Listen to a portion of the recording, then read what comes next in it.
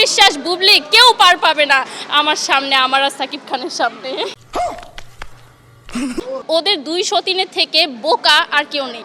ঈশ্বর কি সাকিব আমার জুটি লিখতে পারতো না। যেই নায়িকাকেই ধরে সেই নায়িকাই প্রেগনেন্ট হয়ে যায়। সাকিব খানের নায়িকা হতে আমিও চাই, যাকে ধরে তাকে ছক্কা মেরে দেয়, ওইটা করা যাবে না। সিনেমাটা নিয়ে আমার একটু অভিযোগ আছে, এই নায়িকাকে না নিয়ে আমাকে নিলেও ভালো হতো, আমি একদম ফাটাই দিতাম। এখন মানাবে না, আগে মানাতো। হ্যাঁ, যেহেতু সে তার ফিটনেস ধরে রাখতে পারেনি, আর হচ্ছে এক জিনিস মানুষ অতবার খায় না,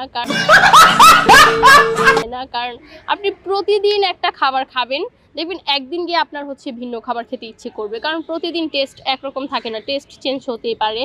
সো সেই হিসেবে হচ্ছে নায়িকাও চেঞ্জ হতে পারে।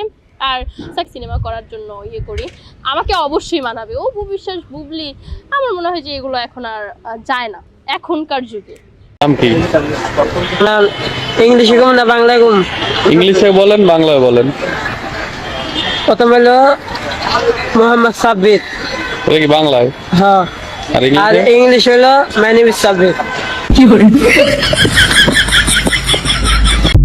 সবাই বলে মোটামুটি যে আপু আপনাকে সানি লিওনের মতো দেখা যায়। আমি তো খুব খুশি হয়ে যাই যে আমি বাংলাদেশের সানি লিওন হতে পেরেছি, কারণ এটাও কিন্তু একটা গুণ সানি লিওন হওয়া। কারণ সানি লিওন কিন্তু দেখতে শুনতে অনেক সুন্দর, আর সে তার যে ফিগার সেটা অন্য কোনো কারো পাবেন না ইন্ডিয়ার ভিতরে, সেই মনে হয় যে এক নাম্বার।